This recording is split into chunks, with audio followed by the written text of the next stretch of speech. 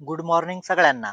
आता आपण SST social सायन्सचं जे अध्यापन शास्त्र असतं, ज्या विद्यार्थ्यांनी कंटेंट बारकाईने वाचले असेल तर ते नक्की प्रश्न सॉल्व्ह करू शकतात, पण कंटेंट तुम्हाला चांगलं वाचावं लागतं सोशल सायन्स। आता आपण प्रश्न बघणार आहोत, म्हणजे त्यातून तुम्हाला सर्व काही कळून जाईल। पहिला प्रश्न तुम्हाला इथे दिलेला आहे बघा, 14 डिसेंबरचा जो पेपर झालेला आहे, म्हणजे आता जो मागच्या वर्षी, तर त्याचेच प्रश्न आहेत। प्रश्न काही बनवलेले नाहीयेत, बरोबर आहे की नाही। प्रश्न है, निम्नलिखित में से किस तारीख को गांधी जी ने भारतीय लोगों को रॉलेट एक्ट के अहिंसक विरोध दिन मनाने को कहा। म्हणजे महात्मा गांधीजींनी जो रॉलेट ऍक्ट होता त्याच्या विरुद्ध अहिंसक विरोध दिन मनाने को कहा, तर म्हणजे कोणत्या तारखेला सांगितलेलं होतं। आता टॉपिक वाचला असेल तर तो विद्यार्थी सरळ उत्तर देऊन टाकेल का काय होतं याचं, 6 एप्रिल। काय होतं, 6 एप्रिल 1919। आता आपण पुढे या मुद्द्या संदर्भात आपण थोडी माहिती पण घेऊया, म्हणजे तुम्हाला आता कळेल ना कंटेंट वाचण्याचा फायदा काय होतो। गांधीजी और रॉलेट ऍक्ट कायदा। आता काय म्हटलंय इथे तुम्हाला उत्तर तर मी सांगून दिलेले। रॉलेट कायद्या विरोधात बघा, रॉलेट कायद्याच्या विरोधात गांधीजींनी 6 एप्रिल 1919 मध्ये देशव्यापी बंद किंवा अहिंसक विरोधाला दिवस पुकारला। रॉलेट कायद्याने ब्रिटिश सरकारला राजकीय कारवाया दडपण्यासाठी प्रचंड अधिकार दिले आणि राजकीय कैद्या 2 वर्षापर्यंत खटल्या ताब्यात ठेवण्याची परवानगी दिली। या दिवशी भारताच्या स्वातंत्र्य लढ्यातील एक महत्वाची चळवळ असलेला रॉलेट कायदा सत्याग्रहाची सुरुवात झाली। म्हणजे काय, टॉपिक वाचला असेल, क्लिअर झालं। आता त्याच्यानंतर आपण दुसरा प्रश्न बघू। काय बघू, दुसरा प्रश्न जेवढं तुम्ही काळजीपूर्वक समजून घेणार तेवढाच तुम्हाला फायदा होईल।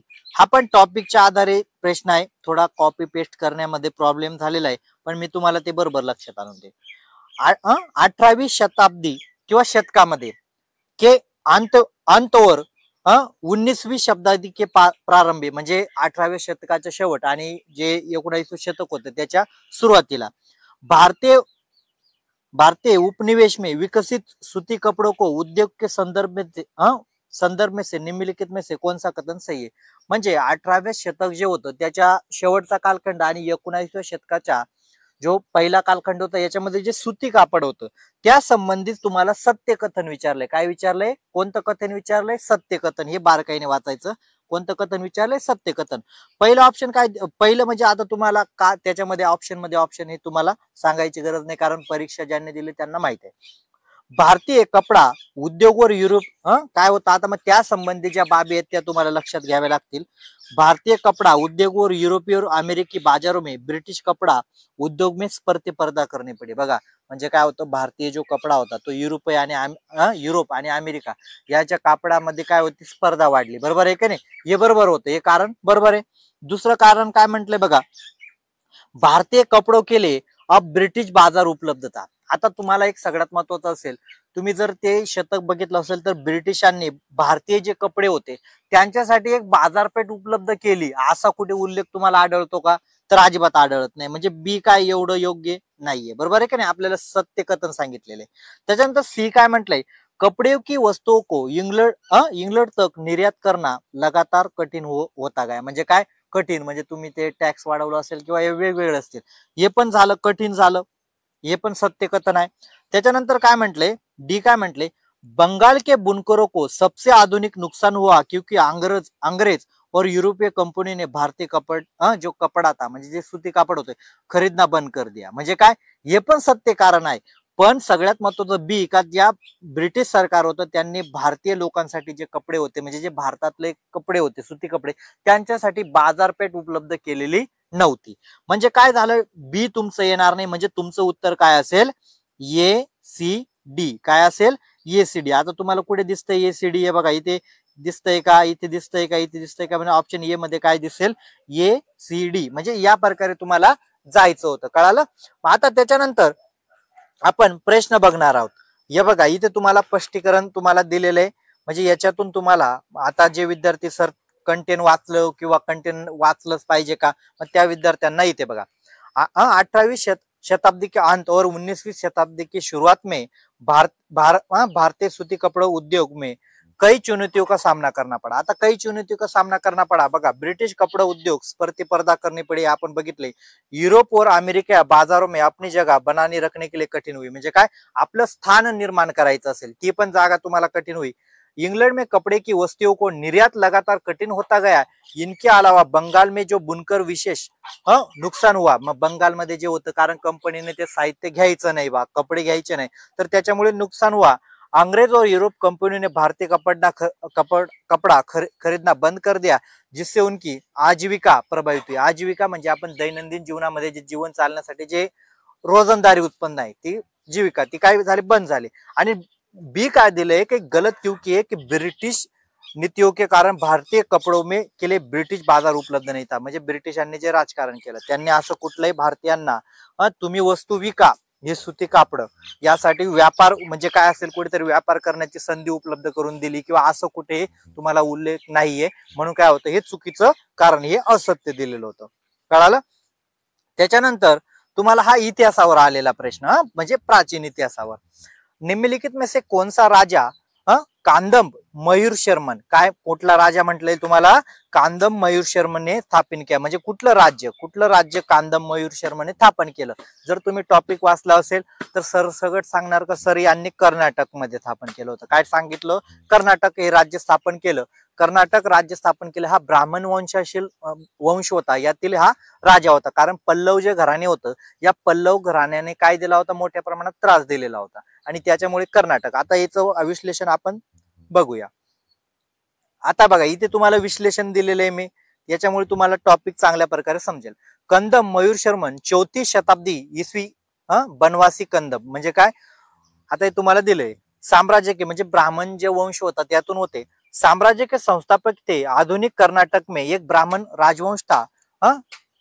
विध्ययन के कांची में रहते थे, लेकिन पल्लव शासकों द्वारा अपमानित होने के बाद उन्होंने पल्लव के विरुद्ध विद्रोह कर कर्नाटक, बघा काय म्हटलंय, कर्नाटक अपनी स्वतंत्र सत्ता स्थापन की. उन्होंने अपनी राजधानी बनवासी, राजधानी जी असेल ती काय असेल, राजधानी कर्नाटक मध्ये जी राजधानी मयूर सूर्यवंशम यांनी काय केलं होतं, बनवासी ही राजवंश या वैजयंती को बनाया. म्हणजे जी बनवासी मध्ये जी वैजयंती होती बनाया.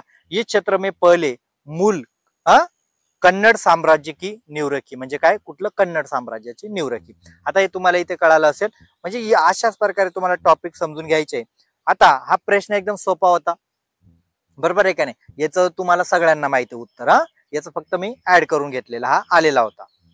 त्याच्यानंतर हा प्रश्न महत्वाचा आहे, म्हणजे इथून तुम्हाला प्रश्न विचारला होता आणि हाच प्रश्न आलेला आहे. किस प्रकार की पवने स्थल एवं समुद्र समीर होते. म्हणजे कोणत्या प्रकारचे जे वारे असतात ते स्थल आणि समुद्र समीर होते. काय म्हटलात, म्हणजे जे समुद्र आणि सपाटीवर किंवा समीर होते याला काय म्हटलं जातं, स्थानीय पवने. काय म्हटलं जातं, स्थानीय पवने. आता याच्या संदर्भात आपण स्पष्टीकरण बघूया.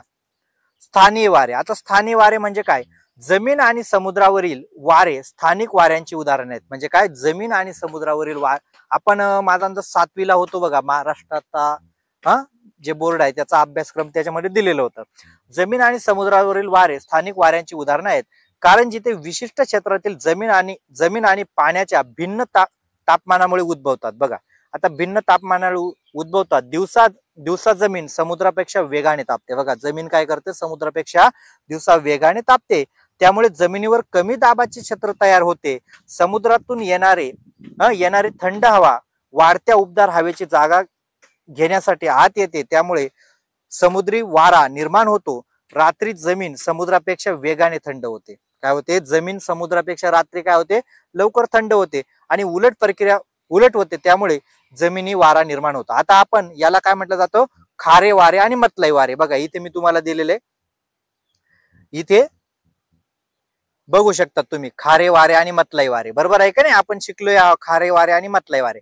आता तुम्हाला मी काय सांगितलं का, खारे वारे आणि मतलाई वारे म्हणजे कसं कार्य करतात हे लक्षात ठेवा. तुम्हाला काय सांगितलं, ही जमीन आहे.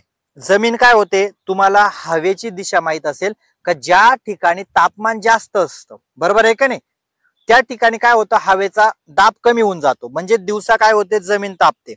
काय होते, दिवसात जमीन तापते. जमीन तापल्यामुळे दाब कुठे कमी झाला, जमिनीकडे दाब कमी झाला. मग जे समुद्रावरून खारे वारे येतील, कुठे येतील, जमिनीकडे येतील, दाब कमी झाला तापल्यामुळे. पण रात्री काय होते, पाणी तुम्हाला माहित होत, पाणी काय असतं, उशिरा तापतं आणि उशिरा थंड होतं. म्हणजे रात्रीच्या वेळेस जमीन काय असेल, थंड असेल, कारण जमीन लवकर तापते आणि लवकर थंड होते. म्हणजे इथे आता जमीन थंड झाली, म्हणजे थंड झाली म्हणजे दाब कुठे आहे, दाब जमिनीकडे आहे का, तर अजिबात नाही, कारण पाणी आता गरम आहे ना, पाणी गरम आहे म्हणून रात्रीच्या वेळेस जमिनीकडून वारे वाहतात, याला खारे आणि मतलाई वारे असं म्हटलं जातं. म्हणजे अशा प्रकारे तुम्हाला हे टॉपिक आणि कंटेंट बघायचे, तुम्ही चांगल्या प्रकारे पास होऊ शकतात. फक्त कंटेंट काळजीपूर्वक वाचा, यातूनच प्रश्न तुम्हाला बनतो. व्हिडिओ लाईक करा, कमेंट बॉक्स मध्ये मोबाईल नंबर दिलेला आहे, त्याच्यावर तुम्ही बॅच जॉईन करू शकतात. तुम्हाला नोट्स वगैरे सगळं काही उपलब्ध होईल. आणि हे जे तुम्हाला सगळं काही टॉपिक वाईज व्हिडिओ आहेत ते तुम्हाला बॅच मध्ये उपलब्ध आहेत, चालू आहेत. आणि त्यामुळे प्रत्येकाने लवकर बॅच जॉईन करा.